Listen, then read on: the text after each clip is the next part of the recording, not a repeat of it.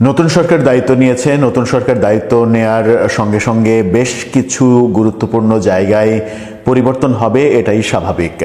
সেনাবাহিনী, police, RAB, BGP সব জায়গাতেই পরিবর্তন হওয়ার একটা সম্ভাবনা নতুন সরকার আসলেই থাকে এবং সেই পরিবর্তন যে নতুন সরকারের আমলে হবে সেটা বোঝাই যাচ্ছিল, কিন্তু সেটা একেবারে সেনাবাহিনী দিয়ে শুরু হবে এটা বোধহয় অনেকেই মনে করেনি। অনেকেই মনে করেছে যে পুলিশ বাহিনী দিয়ে শুরু হবে, যদিও আজকে স্বরাষ্ট্রমন্ত্রী একেবারে পরিষ্কার জানিয়ে দিয়েছেন পুলিশের শীর্ষ পর্যায়ে বেশ কিছু পরিবর্তন হবে।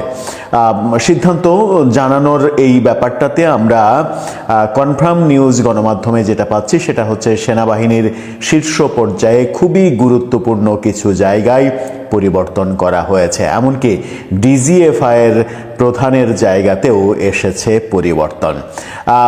সেনাবাহিনীর এই পরিবর্তন খুবই গুরুত্বপূর্ণ এবং নতুন সরকারের আমলে অনেকে বলছেন যে আরও কিছু পরিবর্তন হতে চলেছে, এমনকি সেনাবাহিনীর সর্বোচ্চ পদে পরিবর্তন চলে আসলেও অবাক হওয়ার কিছু থাকবে না। চলুন একটু জেনে দেখি সেনাবাহিনীর শীর্ষ পর্যায়ে কি কি পরিবর্তন আসলো, কেনই বা সেই পরিবর্তনগুলো আসলো। থাকবেন দর্শক। বলছিলাম নতুন সরকার আসার পরপরই নতুন সরকার শপথ নেয়ার 4 দিনের মাথাতেই 4 দিন পরেই আমরা দেখলাম সেনাবাহিনীর শীর্ষ বেশ কয়েকটা পদে পরিবর্তন এসেছে।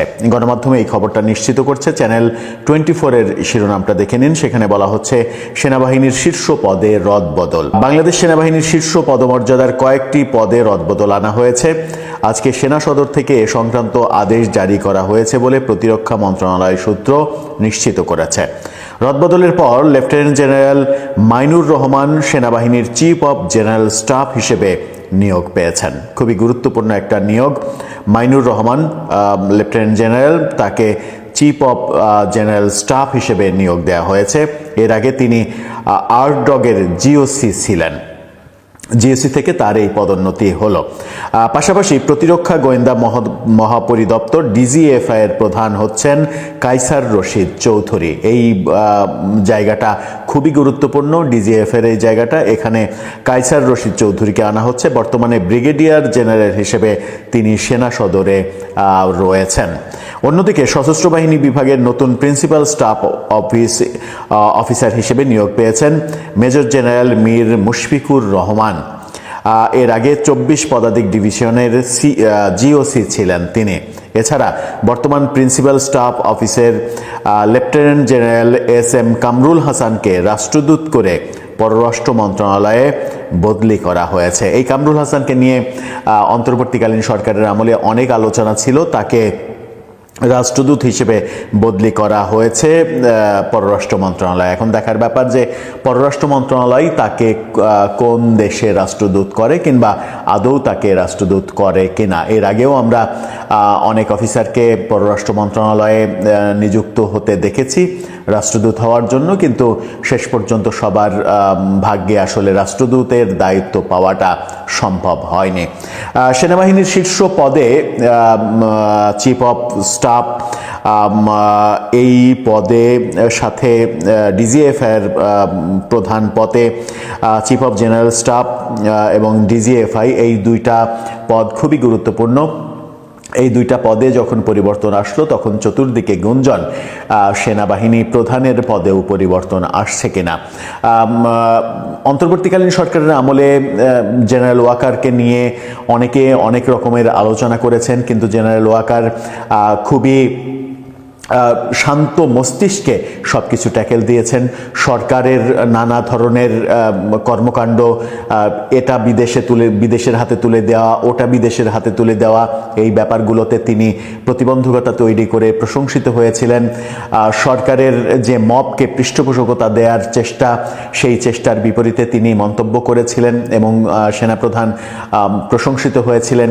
এই কর্মকাণ্ড করার কারণে কিছু কিছু রাজনৈতিক দল বিগত সরকারের আস্থাভাজন এবং মানে ঘরের রাজনৈতিক কিছু দল তারা সেনাপ্রধান সম্পর্কে যাচ্ছে তাই বিশ্রী মন্তব্য করেছেন, কিন্তু সরকার তাদের বিরুদ্ধে কোনো ব্যবস্থা নেয়নি।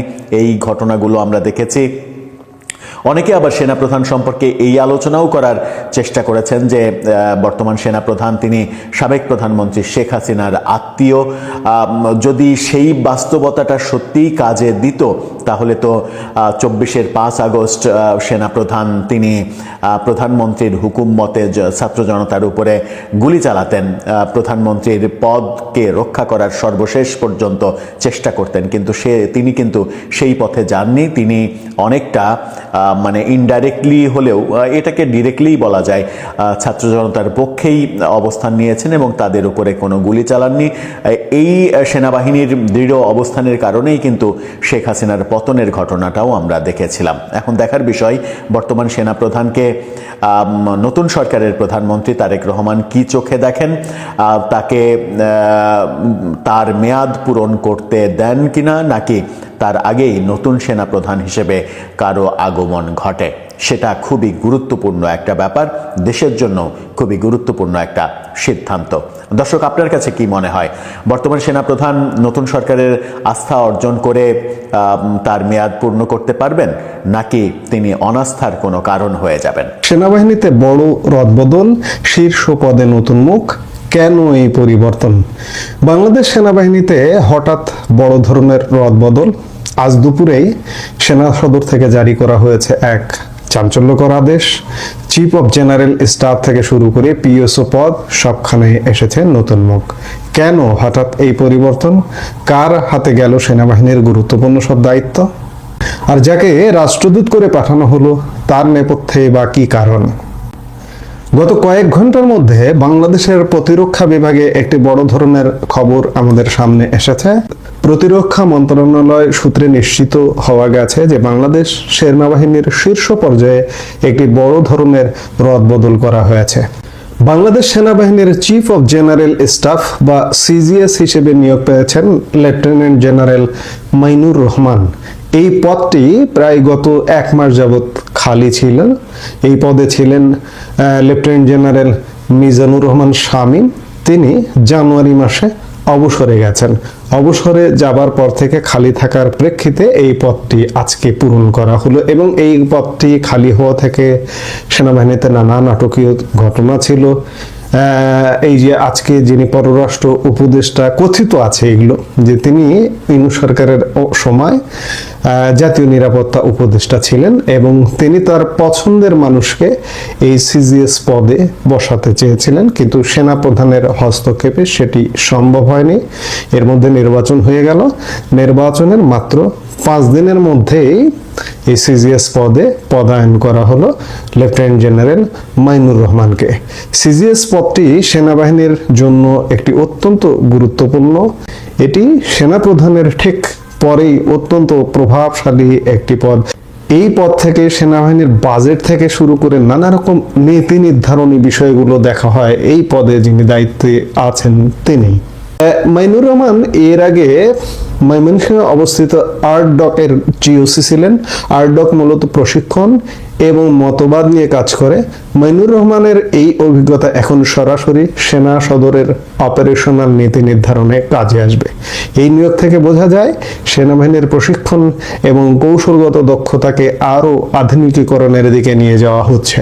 আরেকটি গুরুত্বপূর্ণ পদের কথা যেটি বলতে চাই সেটি হচ্ছে যে বর্তমান principal staff officer PSO lieutenant general SM. Kamrul হাসানকে রাষ্ট্রদূত করে পররাষ্ট্র মন্ত্রণালয়ে বদলি করা হয়েছে। সাধারণত একজন লেফটেন্যান্ট জেনারেলকে যখন সামরিক পদ থেকে সরিয়ে কূটনৈতিক মিশনে পাঠানো হয় তখন সেটি প্রশাসনিক কৌশলের অংশ হিসেবে দেখা হয়। এটিকে কেবলই নিয়মিত রদবদল, নাকি এর পেছনে কোনো বিশেষ সমীকরণ আছে? তার জায়গায় নতুন পিএসও হিসেবে দায়িত্ব নিচ্ছেন মেজর জেনারেল মীর মুশফিকুর রহমান। তিনি এর আগে চট্টগ্রামের 24 পদাতিক ডিভিশনের জিওসি ছিলেন। চট্টগ্রামের মতো একটি স্পর্শকাতর এবং গুরুত্বপূর্ণ এলাকা সামলানোর অভিজ্ঞতা তাকে প্রধানমন্ত্রীর কার্যালয়ের সশস্ত্র বাহিনীর বিভাগের এই গুরুত্বপূর্ণ দায়িত্বে সহায়তা করবে। আর বিদায়ী পিএসও এস.এম. কামরুল হাসান, তার সম্পর্কে আমরা গত 1.5 বছরে অসংখ্যবার আলাপ করেছি। জামাতপন্থী, পাকিস্তানপন্থী এবং তিনি লেফটেন্যান্ট জেনারেল পদমর্যাদার তিনি সেই একজন ব্যক্তি, সর্বোচ্চ সেনাবাহিনীর সর্বোচ্চ ব্যক্তি। তিনি গত 2025-এর জানুয়ারি মাসে তিনি উচ্চ পর্যায়ের একটি প্রতিনিধি দল নিয়ে পাকিস্তান সফর করেছিলেন এবং তার ব্যাপারে জামাত কানেকশনের সুস্পষ্ট আলাপ আলোচনা সমালোচনা যেটি বলি না কেন আছে। এই রদবদলের ফলে এটি অন্ততপক্ষে পরিষ্কার যে এই যে জামাত কানেকশন, সেনাবাহিনীর যে জামাতি কানেকশন, সেটিকে অপসারণ করবার একটা চেষ্টা করা হচ্ছে এবং SM কামরুল হাসান নিজেকে সেনাপ্রধান হবারও স্বপ্ন দেখছিলেন এবং তাকে স্বপ্ন দেখানো হয়েছিল। আজকে যিনি পররাষ্ট্রমন্ত্রী, তার ব্যাপারেও সমালোচনা আছে। তিনি তাকে হোপ দিয়েছিলেন, স্বপ্ন দেখিয়েছিলেন যে তাকে সেনাপ্রধান করবেন এবং তিনি তাকে CGS করতেও চেয়েছিলেন, কিন্তু ঘটনা উল্টো দিকে ঘুরছে। অর্থাৎ SM কামরুল হাসানের আর CGS হওয়া হলো না, সেনাপ্রধানও হলো না, সেনাবাহিনীর পদ থেকে তিনি বাইরে চলে গেলেন। পরবর্তী সেনাপ্রধান হবার দৌড়ে তিনি আর থাকলেন না। এর কারণ হতে পারে যে জামাত কানেকশনের কারণে তিনি বিচ্যুত হলেন। এর পরের অংশে আমরা দেখতে পাচ্ছি যে ডিভিশনাল কমান্ডার বা GOC-দের রদবদল। মেজর জেনারেল JM ইমদাদুল ইসলামকে 55 পদাতিক ডিভিশন যশোর থেকে ইস্ট বেঙ্গল রেজিমেন্ট সেন্টারে পাঠানো হয়েছে। যশোর সেনাবাহিনীর 55 পদাতিক ডিভিশন। আপনাদের মনে আছে নিশ্চয়ই গোপালগঞ্জে সেনাবাহিনী কর্তৃক কি ধরনের ঘটনা ঘটেছিল এবং এই যশোর এরিয়ার মধ্যে গোপালগঞ্জ এবং যশোর এরিয়া থেকে এই অপারেশনে অংশ নেওয়া হয়েছিল। ওই অঞ্চলের এরিয়া কমান্ডার ছিলেন JM ইমদাদুল ইসলাম, তাকেও সরিয়ে দেওয়া হলো। আবার চট্টগ্রামের গুরুত্বপূর্ণ 24 পদাতিক ডিভিশনের নতুন দায়িত্ব দেওয়া হয়েছে মেজর জেনারেল ফেরদৌস হাসানকে। তিনি এর আগে ইস্ট বেঙ্গল রেজিমেন্টাল সেন্টারের কমান্ড্যান্ট ছিলেন। অর্থাৎ অভিজ্ঞতার হাত বদল করা হচ্ছে। চট্টগ্রামের পাহাড়ি অঞ্চল এবং নিরাপত্তা পরিস্থিতি নিয়ন্ত্রণে মেজর জেনারেল ফেরদৌস হাসানের পূর্বের প্রশাসনিক অভিজ্ঞতা কাজে লাগানো হবে বলে বিশেষজ্ঞরা মনে করছেন।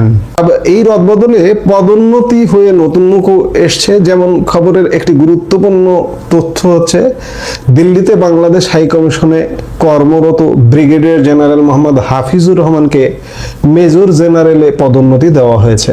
তাকে যশোরের 55 পদাতিক ডিভিশনের GOC করা হয়েছে। বিদেশের মাটিতে কাজ করা একজন সামরিক কর্মকর্তাকে সরাসরি মাঠ পর্যায়ে বড় কমান্ডে ফিরিয়ে আনা একটি ইতিবাচক দিক। এবং কোথায় কাজ করেছেন? দিল্লিতে। তার কূটনৈতিক এবং সামরিক উভয় অভিজ্ঞতা সেনাবাহিনীর মাঠ পর্যায়ের শৃঙ্খলা ও উন্নয়নে বিশেষ ভূমিকা রাখবে। এখন প্রশ্ন উঠতে পারে, কেন এই পরিবর্তন? যে কোনো দেশের সেনাবাহিনীতে একটি নির্দিষ্ট সময় পর পর চেইন অফ কমান্ড বজায় রাখতে এবং প্রশাসনিক কাজে গতি আনতে রদবদল হয়। তবে এবারের পরিবর্তনটি বেশ সুদূর প্রসারী।